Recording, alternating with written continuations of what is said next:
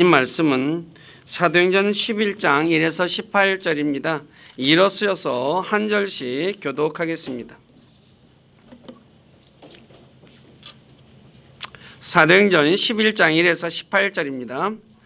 유대에 있던 사도들과 형제들이 이방인들도 하나님의 말씀을 받았다는 것을 들었더라.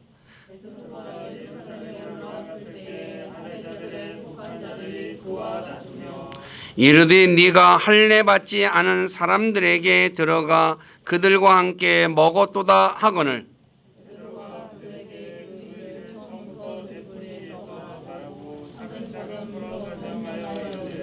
내가 요빠시에서 기도하다가 무의식 상태에서 환상을 보았는데 마치 큰 보자기 같은 어떤 그릇 하나가 내려오되 내 귀퉁이에 의지하여 하늘로부터 내려와 그것 내게 이르더라. 내가 그것에 주목하고 깊이 생각하며 땅에 있는 네 발 가진 짐승들과 들짐승들과 기는 것들과 공중에 날 짐승들을 보니라. 또 내가 들으니 한 음성이 있어 내게 이르시되 베드로야 일어나 잡아 먹으라 하거늘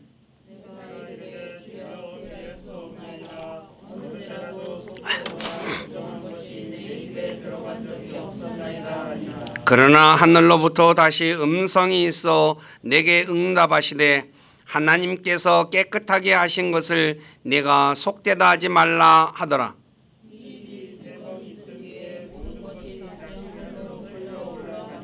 또 보라 즉시로 세 사람이 내가 있던 집에 이미 이르렀는데 그들은 가이사라에서 내게로 보낸 사람들이라.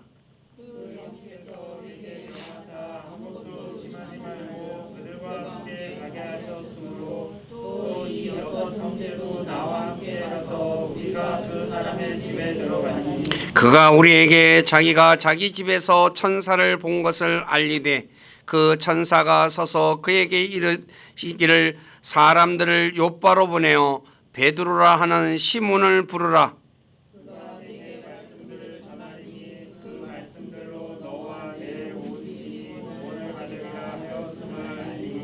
내가 말을 시작할 때 성령님께서 그들 위에 임하시되 마치 처음에 우리 위에 임하신 것 같이 하시더라. 그때 내가 주의 말씀 곧 그분께서 이르시기를 참으로 요한은 물로 침례를 주었으되 너희는 성령님으로 침례를 받으리라 하신 것을 기억하였나라. 그런즉 하나님께서 주 예수 그리스도를 믿은 우리에게 주신 것과 같은 선물을 그들에게도 주셨으니 내가 무엇이기에 하나님을 거역할 수 있었겠느냐 하니라.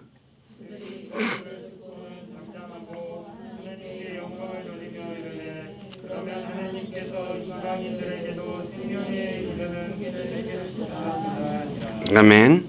앉으시기 바랍니다. 잠깐 기도하고 말씀 전하겠습니다. 아버지 하나님 감사합니다.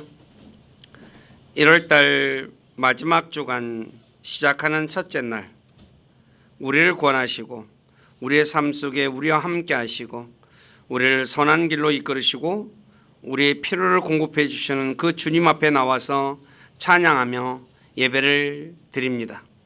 또 기록된 사도행전 11장 1절 이하의 말씀을 저희들이 읽고 들었습니다. 이 말씀을 통해서 주님께서 우리에게 가르쳐 주시고자 하는 것을 배우기를 원합니다. 우리에게 지혜와 이해력을 주셔서 하나님의 말씀이 무엇을 우리에게 말하고 있는지 우리로 하여금 깨닫게 도와주셔서 우리로 하여금 바르게 알고 믿고 또 바르게 살아가는 우리 교회 모두가 되기를 원합니다. 우리를 진리 가운데로 이끌어 주시고 영광을 받으시옵소서. 부족한 자를 이곳에 세워서 하나님의 말씀을 전하게 하신 아버지께 감사를 드립니다. 인간의 생각이나 뜻을 전하지 않게 하시고 오직 살아계신 하나님의 말씀만을 신실하게 전해서 말씀을 듣는 우리 지체들을 하나님의 말씀 위에 굳건하게 세워주는 저가 되기를 원합니다. 저의 생각과 입술을 붙잡아 주시고 주님의 선한 도구로 사용하셔서 주님만 홀로 영광을 받으시옵소서. 남은 시간을 주님께 의탁하며 우리 주 예수 그리스도 이름 안에서 기도드립니다. 아멘. 오늘 읽은 이 사도행전 11장 1에서 18절의 말씀을 보면 베드로가 이방인인 고넬료 집에 간 이야기를 유대에 있던 사도들과 형제들이 듣죠. 그래서 할례자들에 속한 자들이 베드로가 이방인들과 함께 식사했다는 이유로 베드로와 다툽니다. 그래서 베드로가 사도행전 10장에서 있었던 그 일, 자기가 환상을 본 것과 또 고넬료가 천사를 통해서 본 것을 자기에게 사람을 보내서 그가 고넬료 집에 가서 예수 그리스도를 전해서 전하자 그 고넬료 식구들에게 사도행전 2장에서 있었던 성령님이 내리는 그 사건과 동일한 사건이 고넬료 집에 임하게 되었죠. 그래서 그걸 자세하게 설명해 주자 이 할례자들이 하나님께 영광을 돌리며 하나님께서 이방인들에게도 생명에 이르는 회개를 주셨다라고 말하고 있습니다. 그래서 오늘 특히 사도행전 11장 14절에 베드로가 고넬료 집에 말씀을 전했고 그 말씀들로 고넬료 집이 구원받았다라고 말하고 있습니다. 그래서 오늘은 이렇게 사도행전 10장에서 베드로가 전한 것은 예수 그리스도에 관한 말씀이죠. 그분께서 오셔서 고난받고 십자가에 못 박히고 부활하신 것, 그런 것을 얘기했는데 그것을 말씀을 전했다 그래요. 그래서 이 말씀이 도대체 성경에 왜 중요한가? 그리고 성경에 보면 말씀과 관련된 내용이 굉장히 많이 기록되어 있는데, 그래서 오늘 저는 좀 간략한 부분만 얘기 드리고 나중에 하나님의 말씀이 어떤 것인지를 한번 자세하게 보는 시간 갖도록 하겠습니다. 왜 하나님의 말씀이 그리스도인들에게 중요할까요? 하나님의 말씀으로 사람이 구원받기 때문입니다. 사도행전 10장 36에서 43절에 보면 베드로가 고넬료 집에 있는 사람들에게 전한 것은 예수 그리스도에 관해 전했죠. 그리고 예수 그리스도를 믿으면 예수 그리스도의 이름으로 죄들의 사면을 받는다고 사도행전 10장 43절에 그렇게 말씀하셨습니다. 그런데 사도행전 11장 오늘 우리가 읽은 13절과 14절에 보면 베드로가 전한 말씀들을 통해서 고넬료 집이 구원받았다라고 말씀하고 있듯이 하나님의 말씀이 사람을 구원합니다. 그러니까 예수님이 우리를 구원하는데 바로 우리가 잘 알다시피 예수님은 요한복음 1장 14절에 말씀이 육신이 되신 분이죠. 그걸 바로 성경은 그래서 이거를 가지고 예수님이 구원하는 것을 또 말씀이 구원한다라고 말하고 있다는 거죠. 그래서 사도행전 13장 26절에서 하나님의 말씀을 구원의 말씀이다라고 말합니다. 즉 구원을 주는 말씀이라는 말이죠. 또 야고보 1장 21절에도 혼을 구원할 수 있는 말씀이다라고 말하고 있습니다. 그리고 에베소 1장 13절에서는 구원의 복음이다라고 말합니다. 복음이 무엇입니까? 바로 고린도전서 15장 2에서 4절에 기록된 대로 예수님께서 하나님의 아들이시고 그분께서 육신을 입고 이 땅에 오셔서 우리의 죄들로 인해 죽으시고 셋째 날에 부활하신 것, 이게 복음이죠. 그러므로 말씀이 다르면 구원이 흔들릴 수밖에 없습니다. 오늘날 일반 교회 그리스도인들이 중에 구원의 확신이 없는 사람이 굉장히 많습니다. 목사들을 비롯해서 장로, 성도들까지 해서 구원의 확신이 없는 사람들이 많은데 왜 구원의 확신을 갖지 못할까요? 그 이유는 그분들이 믿는 개역 성경이 잘못되었기 때문입니다. 성경이 잘못되니까 성경을 믿는 그리스도인들은 잘못된 성경을 믿으면 구원의 확신이 없을 수밖에 없죠. 개역성경 베드로전서 2장 2절을 제가 읽어드리겠습니다. 갓난 아기들 같이 순전하고 신령한 젖을 사모하라.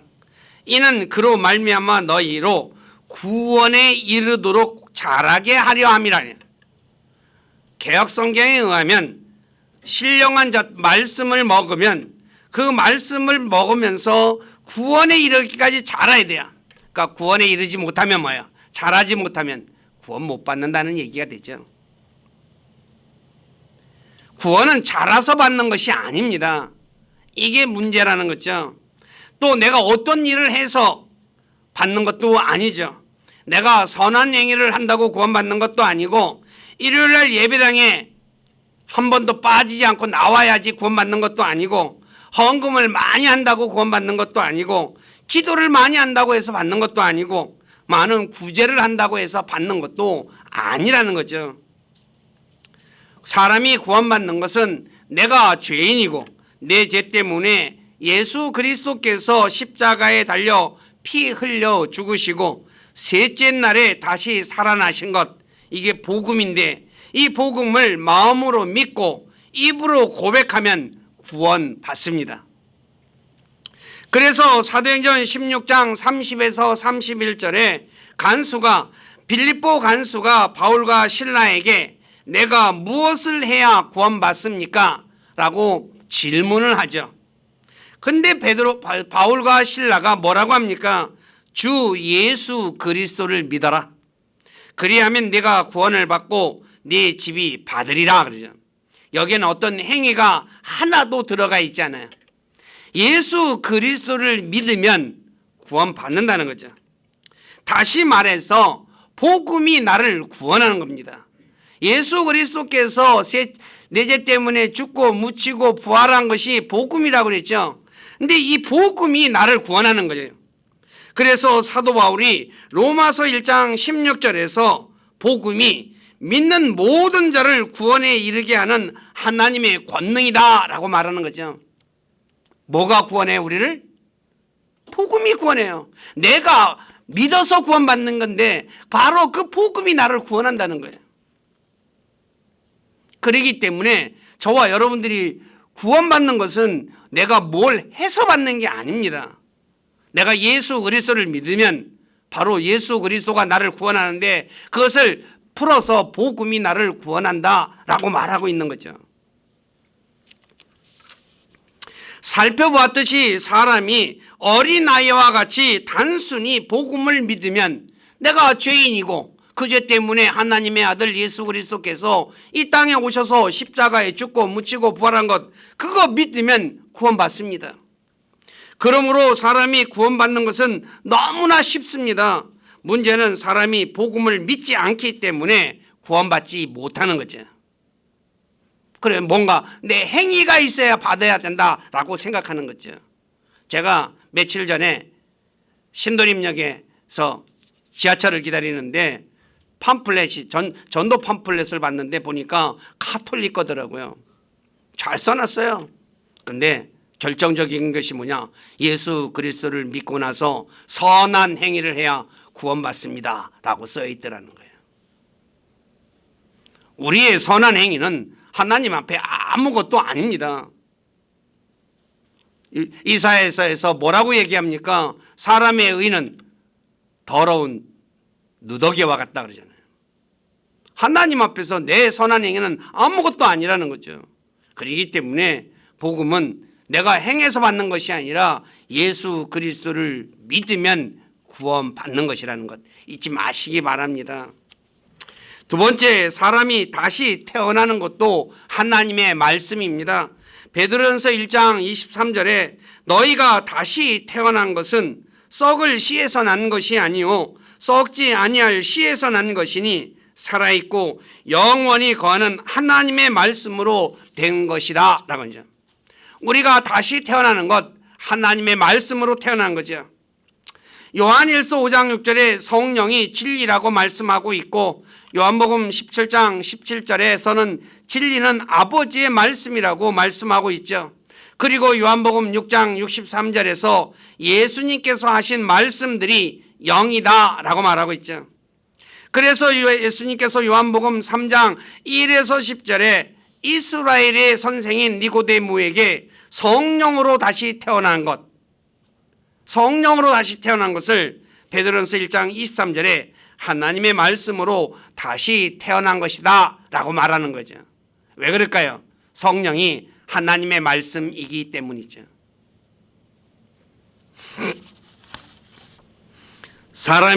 세상 사람들은 죄 가운데 태어나서 죄 가운데 살다가 죄 가운데 죽습니다. 그러나 주 예수 그리스도를 믿으면 죄 가운데 죽었던 사람이 다시 살아납니다. 누가 살립니까? 바로 주님이 우리를 살리는데, 예수 그리스도께서 살리는데 하나님의 말씀이 들어가면 죽은 사람이 살아납니다. 예수 그리스도께서 요한복음 고린도전서 15장 45절에 살려주는 영이 되어서 죽은 사람의 영을 살려주기 때문에 다시 살아나는 것이에요. 그래서 사도 바울이 빌립보서 2장 16절에서 생명의 말씀을 제시했다라고 말하는 거죠. 말씀이 우리를 살리기 때문에 생명의 말씀이다라고 말하는 거죠. 그리고 디모데후서 1장 10절에서 복음을 통해 생명과 죽지 아니함을 밝히 드러내셨다라고 말하는 거예요. 하나님의 말씀이 우리를 다시 태어나게 하고 살리게 하는 것이라는 것을 성경은 우리에게 가르쳐주고 있다는 거죠. 그러니 말씀이 얼마나 중요한가 알 수 있지 않습니까? 세 번째, 사람이 하나님의 자녀가 된 것을 알 수 있는 것도 하나님의 말씀입니다. 그리스도인이 하나님의 자녀가 된 것을 무엇으로 알 수 있습니까? 저와 여러분들이 예수 그리스도를 하나님을 아버지라고 불러요. 무엇으로 알아요? 하나님의 말씀입니다. 요한복음 1장 12, 13절에 보면 그분을 받아들인 자, 곧 그분의 이름을 믿는 자들에게는 다 하나님의 아들들이 되는 권능을 그분께서 주셨으니 이들은 혈통으로나 육신의 뜻으로나 사람의 뜻으로 나지 아니하고 오직 하나님에게서 태어난 자들이라. 예수 그리스도를 믿으면 하나님에게서 태어난 하나님의 아들이 된다는 거죠.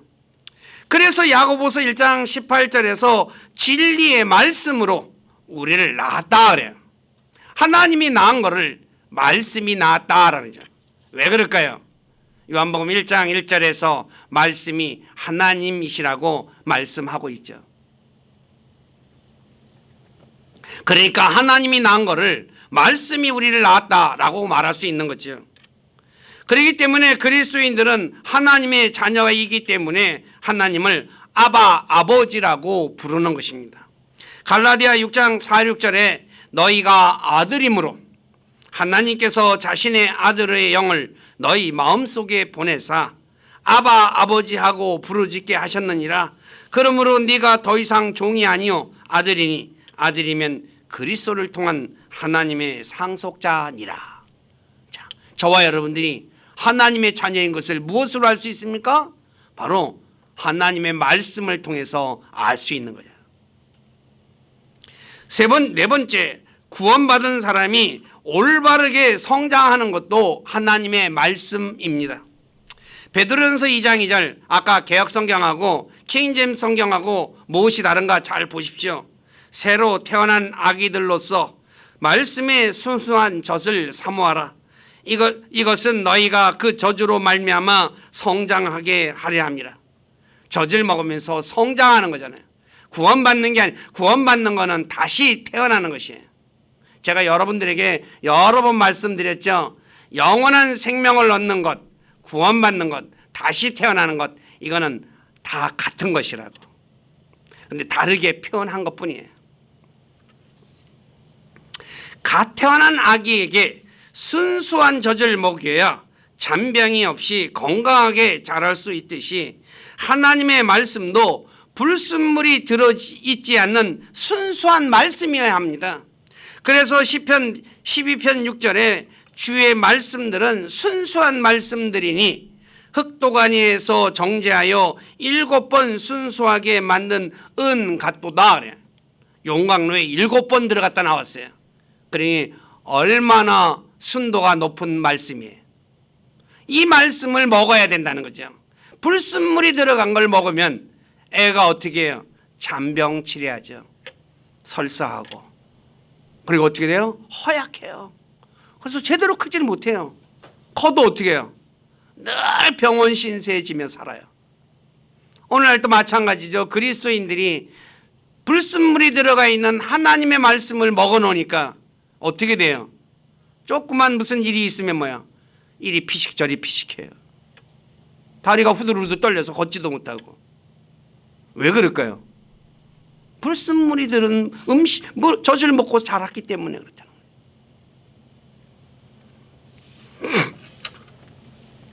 개역 성경과 같이 다르게 번역되면 올바로 성장할 수가 없습니다. 앞에서 예를 든 것처럼 베드로전서 2장 2절에 젖을 먹어 구원에 이르도록 자란다면, 다시 말해 구원에까지 젖을 먹지 못하면 구원을 잃어버리게 된다는 말입니다. 그러니 얼마나 불안하게 삽니까? 불안하잖아요. 내가 저 지옥 가면 어떻게 하지? 어떻게 하지? 살얼음 같은 삶을 살아요. 마음에 기쁨이 있을까요? 없을까요? 없어요. 마음에 평안이 있을까요? 없을까요? 평안이 없어요. 요한복음 3장 36절에 개역성경처럼 번역되어 있으면 항상 불안하게 살 수밖에 없습니다. 개역성경 요한복음 3장 36절 보십시오. 아들을 믿는 자에게는 영생이 있고 아들에게 순종하지 아니하는 자는 영생을 보지 못하고 도리어 하나님의 진노가 그 위에 머물러 있느니라 그러죠. 오늘 저와 여러분들 순종해요, 안 해요? 예? 예수 믿고 순종할 때도 있고 안 할 때도 많잖아요.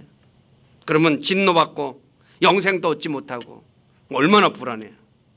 킹제임스 성경은 그렇게 안 돼 있어요. 아들을 순종하지 않는 게 믿지 않는 자가, 믿지 않는 자. 순종하는 것과 믿지 않는 것과는 차원이 다른 거예요. 저와 여러분들은 예수 그리스도를 믿죠. 그러나 말씀을 100% 순종하지 못하는 것뿐이에요. 살펴보았듯이 예수님을 정확히 알기 위해서는 빠짐이 없고 바르게 번역된 성경이 있어야 합니다. 그런데 개역성경에는 없는 구절이 많고 바르게 번역되지 않는 곳이 너무나 많습니다. 사도행전만 해도 많아요. 개역성경에는 없는 구절을 제가 써놨거든요. 찾아보십시오. 개역성경 가지고. 또 개역성경은 사탄인 마귀에 대해 알지 못하게 번역되었습니다. 예를 들어 이사야 14장 12절에 루시퍼를 계명성으로 번역했고, 예전에 개역성경 욥기 41장 1절에 보면 리오야란 사탄이거든요. 악으로 번역되어 있는데 개역 개정판에는 리오야단으로 고쳐서 번역했어요. 개역 개정판에만 고쳐졌어요. 그전에는 뭐예요? 다 악어로 번역됐어요. 그러니까 마귀가 어떤 존재인지를 몰랐다는 거지. 다시 태어난 그리스도인이 장성한 그리스도인으로 성장하기 위해서는 예수님에 대해 정확히 알아야 합니다. 그래서 에베소서 4장 13절에 마침내 우리가 다 믿음과 하나님의 아들을 아는 것에서 하나가 되어 완전한 사람에 이르고 그리스도의 충만하심에 장성한 분량에까지 이르니 그래. 하나님의 아들 예수 그리스도를 정확히 모르면 어떻게 돼요? 흔들릴 수밖에 없다는 거예요. 예수님에 대해 정확히 번역된 성경은 이 지구상에 킹제임스 성경밖에 없습니다. 킹제임스 한 권밖에 없어요. 다 틀렸습니다. 하나님께서는 우리에게 이 성경을 주셔서 하나님에 대해서, 예수 그리스도에 대해서, 성령에 대해서 우리가 어떻게 살아야 되는가, 그리고 살고 난 뒤에 우리가 가야 할 곳은 어디고 그것이 어떤 곳이고 자세하게 아주 정확하게 기록되어 있어요. 다섯 번째, 하나님의 말씀으로 세워집니다. 세워진다라는 말이 빌드업입니다. 예. 자, 사도행전 20장 32절에 이제 형제들아 내가 너희를 하나님과 그분의 은혜의 말씀에 맡기노니 이 말씀이 너희를 능히 든든히 세워주네. 거룩히 구별된 모든 자들 가운데서 너희에게 상속유업을 주리라 그래요. 그리스도인들은 영적인 건물을 세우는 재료입니다. 베드로전서 2장 5절에 보면 너희도 살아있는 돌들로서 영적 집으로 건축되고, 저와 여러분들은 하나님의 집을 세우는 우리는 영적인 돌이라고 말하고 있습니다. 그러므로 아무렇게나 건물을 건축해서도 안 되며 반드시 예수 그리스도 말씀 위에 건축해야 하며 설계도에 따라 건축되어야 합니다. 고린도서 3장 10에서 11절에 사도 바울이 이렇게 말하죠. 내게 주어진 하나님의 은혜에 따라 내가 지혜로운 주 건축자로서 기초를 놓았고 다른 사람이 그 위에 세우되 저마다 어떻게 그 위에 세울지 주의할지니 아무도 이미 놓은 기초 외에 능히 다른 기초를 놓을 수 없나니 이 기초는 곧 예수 그리스도시니라. 기초가 예수 그리스도예요. 근데 예수 그리스도는 뭐예요? 하나님의 말씀이죠. 하나님의 말씀이 정확한 하나님의 말씀이 아닌 말씀은 다른 기초가 된다는 거죠. 다른 기초에 세우니까 어떻게 돼요? 흔들리는 거예요. 태풍이 불고 바람이 불면 뭐야? 휘청휘청해요. 파도가 치면 어때요? 휘청휘청하죠. 그리고 무너져요. 심하면. 예를 들어 모세가 성막을 만들 때 하나님께서 보여주신 양식에 따라 만들었듯이, 또 솔로몬이 예루살렘 성전을 건축할 때 하나님께서 다윗에게 보여준 양식대로 건축했듯이 그리스도인들 역시 하나님의 교회를 건축할 때 하나님께서 말씀하신 대로 건축해야 합니다. 제가 여기서 말하는 교회 건축은 예배당 건축이 아니라 주님의 몸인 교회를 세우는 것에 대해 말씀하는 것입니다. 하나님께서는 예배당 건축하라는 말이 신약 성경에는 없습니다. 이거 여러분들이 잘 알아야 합니다. 그리스도인들을 세우라 그랬지 예배당 멋있게 지으라 몇천억씩 들여서 그렇게 지으라고 말한 적 없어요.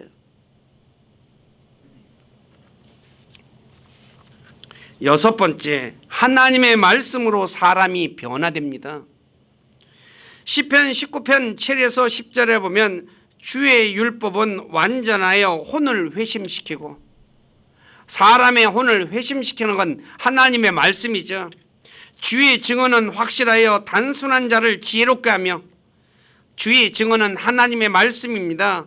그래서 단순한 사람, 우리가 흔히 말한 대로 단순한 사람 어떤 사람이에요? 성경에는 어리석은 사람들을 얘기하죠. 근데 지혜롭게 만들어줘요. 주의 법규들은 올바라서 마음을 기쁘게 하고 주의 명령은 순수하여 눈을 밝게 하는도다. 주의 두려움은 깨끗하여 영원토록 지속되고 주의 판단들은 진실하고 전적으로 의로우니라고 말해요.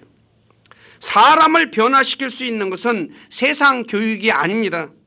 오직 하나님의 말씀뿐입니다. 세상 교육이 사람을 변화시키지 못하는 것은 오늘날 많이 배운 사람들이 하는 행동을 보면 잘 알 수 있죠. 오늘날 못 배운 사람 별로 없죠. 옛날에는 뭐 돈이 없어서 초등학교도 못 간 사람들도 많았어요. 근데 지금은 뭐예요? 거의 뭐 우리나라는 80% 이상이 대학 졸업이라고 그래요. 못 배웠어요? 다 배웠어요. 근데 하는 행동 보세요.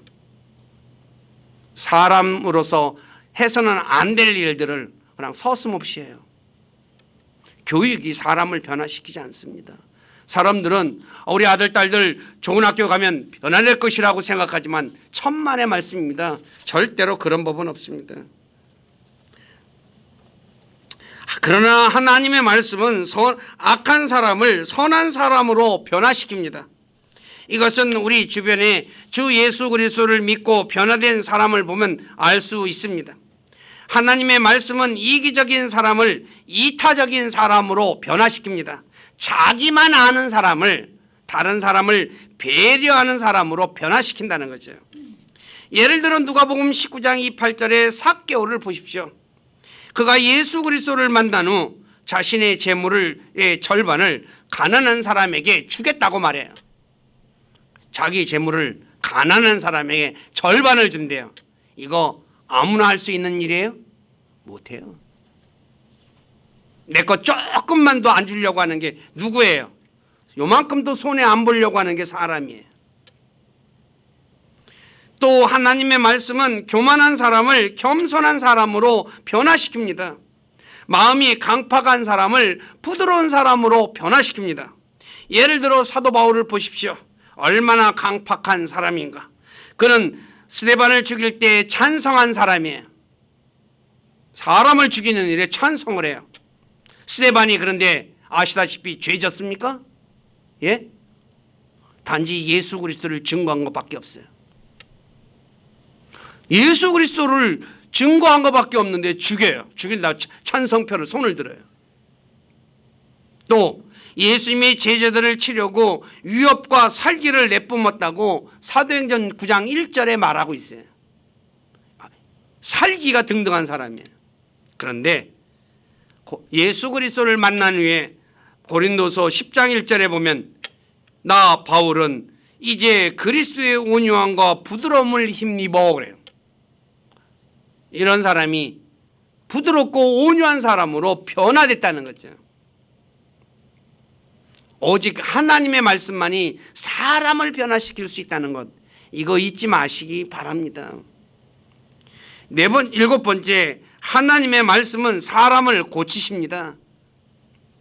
시편 107편 19, 20절에 보면 그때 그들이 고난 중에 주께 부르짖음에 그분께서 그들의 고통에서 그들을 구원하시되 자신의 말씀을 보내어 그들을 고치시며, 여기서 고친다는 단어가 뭐예요? 영어로 healed라는 단어를 씁니다. 치료했다는 거예요. 멸망들에서 그들을 건지셨도다 그러죠. 말씀이 사람을 고쳐요. 마태복음 8장 8에서 13절에 보면 예수님께서 말씀하시자 백부장의 종이 온전하게 됐다 그러죠. 백부장의 종이 예수님을 찾아와서 내 종을 고쳐달라 그래요. 그래서 내가 가서 고쳐줄게. 그러니까 뭐래요? 아닙니다. 선생님이 주님이 우리 집에 올 것을 내가 감당할 수 없으니 단지 말씀만 하시옵소서 그래요. 그러면 내 종이 낫겠다 이게. 왜냐? 자기도 군대 백부장인데 내 부하들에게 말만 하면 이거 하라 라고 하면 종들이 한다는 거예요. 이리 가라 하면 이리 가고 저리 가라 하면 저리 간다는 거죠. 그 예수님이 깜짝 놀라죠. 이스라엘에서 이만한 믿음을 본 적이 없다 그래요. 그래서 뭐라고 합니까? 예수님께서 내가 믿은 그대로 이루어지다 하니까 뭐예요? 그 시각에 종이 나왔다 그래요. 말씀이 백부장의 종을 치료해 줬다는 거죠. 또 마태복음 8장 16절에 보면 예수님께서 말씀으로 영들을 내쫓으시고 병든 모든 사람을 고쳐주셨다라고 말해요. 한번 마태복음 8장 16절 한번 읽어보시기 바랍니다. 시작.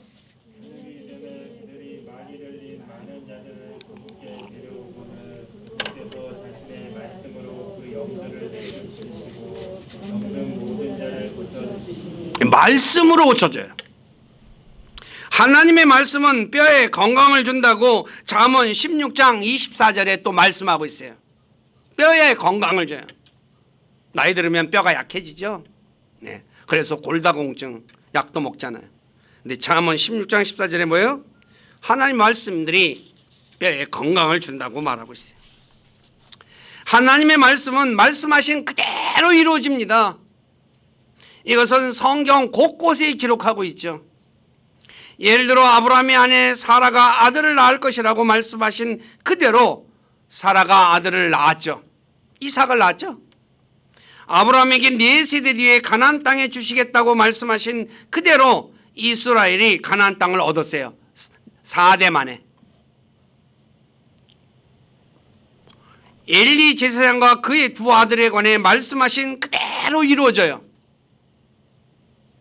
압과 이세벨에 대해 말씀하신 그대로 이루어지고, 시리아 왕이 이스라엘을 포위함으로 자녀들을 삶아 먹는 지경에 이르렀을 때 엘리야가 뭐라고 합니까? 엘리사가 내일 이맘때에 고운 밀가루 1세아가 1세겔에 팔리고 보리 2세아가 1세겔에 팔리리라 하는 말씀 그대로 이루어져요. 하루 만에. 그래서 귀족이 뭐라 했어요? 하나님께서 하늘에 창을 낸들 어찌 이런 일이 있으리오 라고 해요. 안 믿었죠. 그랬더니 뭐라고 얘기합니까? 내가 그것을 눈으로는 보지만 먹지는 못하리라 그래요. 근데 눈으로 그런 일이 일어난 걸 눈으로 봤는데 뭐야? 먹지도 않고 그날 바로 죽죠. 하나님의 말씀을 불신하게 되면 얼마나 무서운 재앙이 임하는가를 성경은 우리에게 가르쳐줘요. 집에 가셔서 성경 구절 써놨으니까 찾아보고 읽어보세요. 또 사렙다 과부에게 하나님께서 땅 위에 비를 내리는 그날까지 밀가루통이 고갈되지 않고 기름병이 마르지 않는다는 말씀 그대로 이루어졌다고 열왕기상 17장 14, 16절에 말씀하고 있어요. 또 죄를 지은 이스라엘이 70년간 바벨론의 다스림을 받을 것을 말씀하셨는데 그 말씀 그대로 성취가 되죠. 그러므로 우리 모두는 하나님의 말씀은 반드시 그대로 이루어진다는 것을 항상 기억하며 하나님 말씀을 두려워하며 말씀에 순종하는 사람이 되어야 합니다. 다시 말해 하나님은 자신의 말씀을 멸시하는 사람들은 구제해 주지 않습니다. 아까 말씀드렸죠. 열왕기야에서 귀족이 무시했거든요. 근데 뭐야? 그대로 이루어졌죠. 그래서 역대하 36장 16절에 한번 읽어보시기 바랍니다. 시작.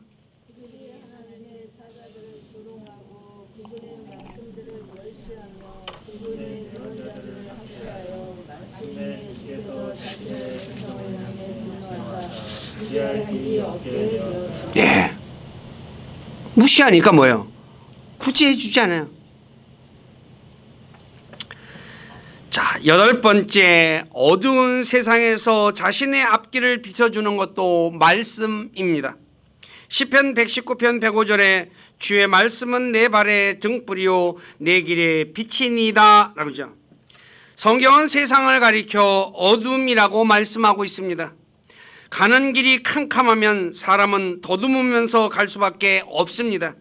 그래서 그들은 가다가 걸려 넘어질 때도 왜 넘어졌는지 몰라요. 구덩이가 있어서 넘어진 건지 이제 돌뿌리가 있어서 넘어진 건지 모른다는 거죠. 뭐가 아이쿠 하면서 넘어져가지고 뭐야 어디가 손바닥이 다치든지 머리가 깨지든지 얼굴이 상처가 나든지. 그래서 요한복음 10장 11장 10절에 밤에 다니면 빛이 그 사람 안에 없으므로 걸려 넘어진다라고 말하고 있죠. 그러나 빛이신 하나님의 말씀을 가지고 있으면 자신의 앞길을 비추면서 갈 수 있어요.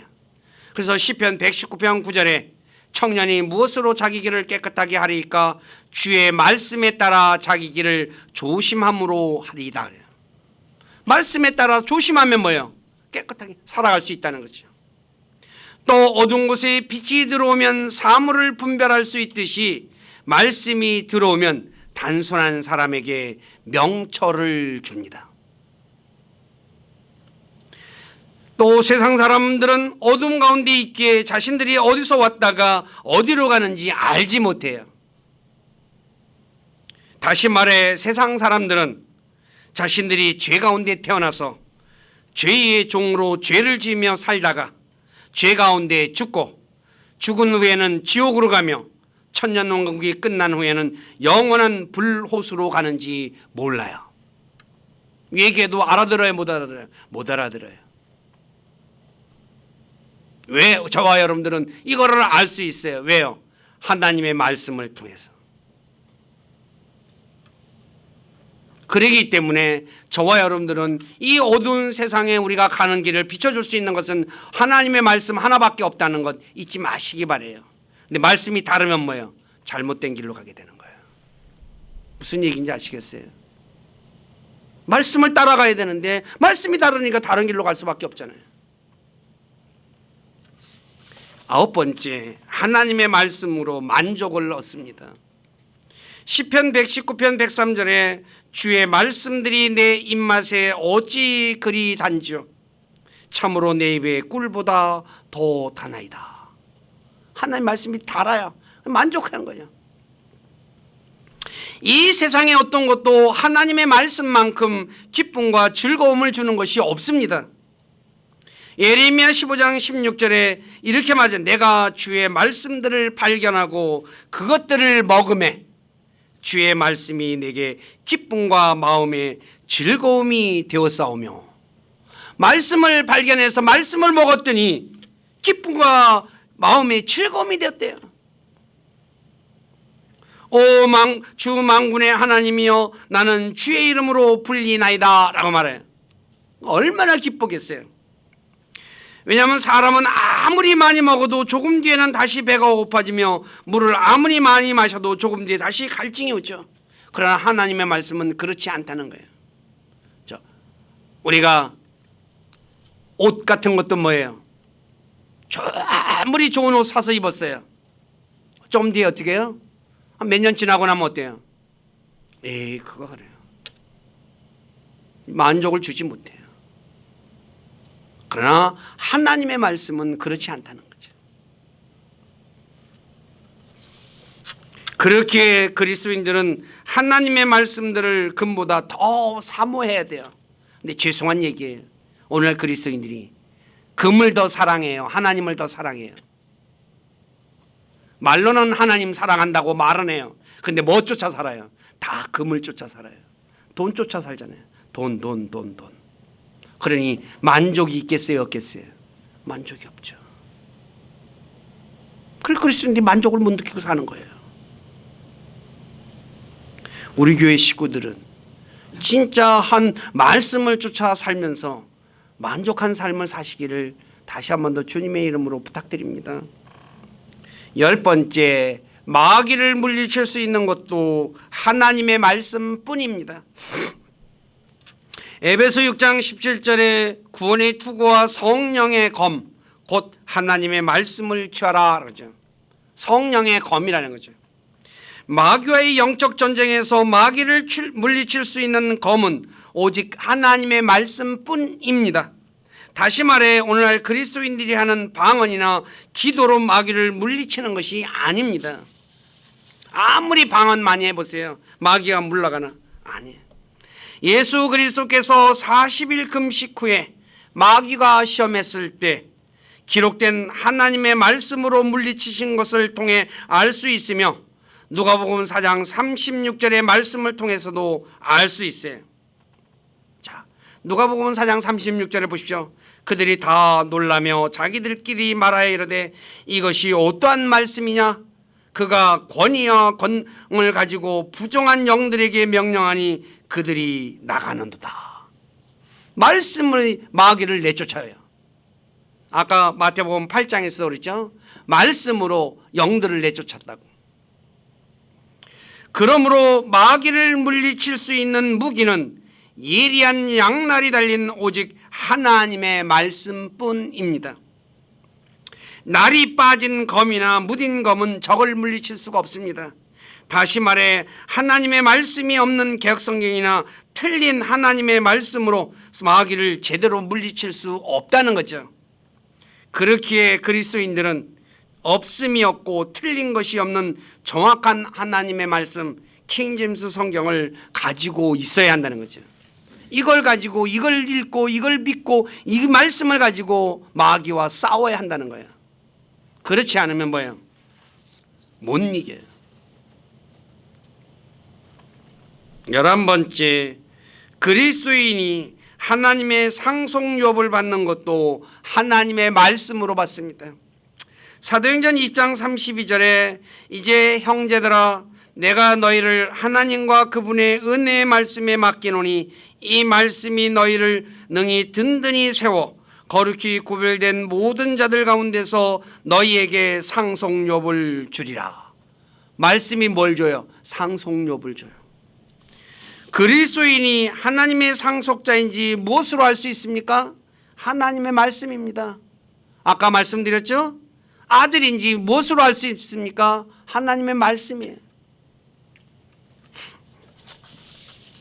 그래서 로마서 8장 16, 17절에 성령께서 친히 우리의 영과 더불어 우리가 하나님의 자녀인 것을 증언하시나니 자녀이면 상속자 곧 하나님의 상속자요 그리스도와 함께하는 공동 상속자니라. 우리가 그분과 함께 고난당하면 이것은 우리가 함께 영광도 받으려 함이라. 누가 상속욕을 받는지 아는 것도 하나님의 말씀입니다.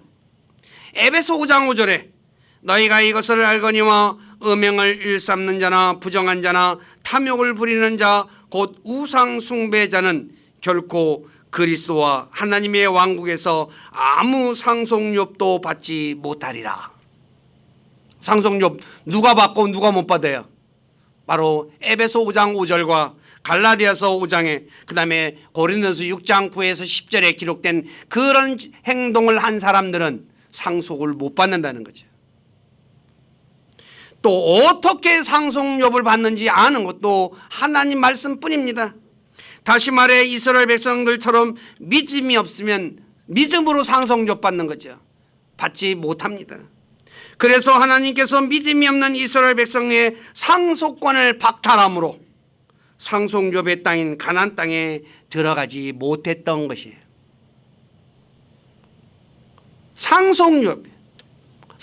가나안 땅은 상속욕의 땅이거든요. 그래서 들어가서 받아야 되는데 못 받아요. 왜요? 믿음이 없어서. 단지 구원만 받고 말았다는 거예요. 오늘 많은 그리스도인들이 그냥 가나안 땅을 또 천국이라고 생각하는 분들도 많죠. 아닙니다. 거기는 다 들어갑니다. 믿는 사람들, 하나님이 계신 곳은. 그러나 상속욕은 하나님 말씀대로 믿음을 가지고 살은 사람들이 받는 것입니다.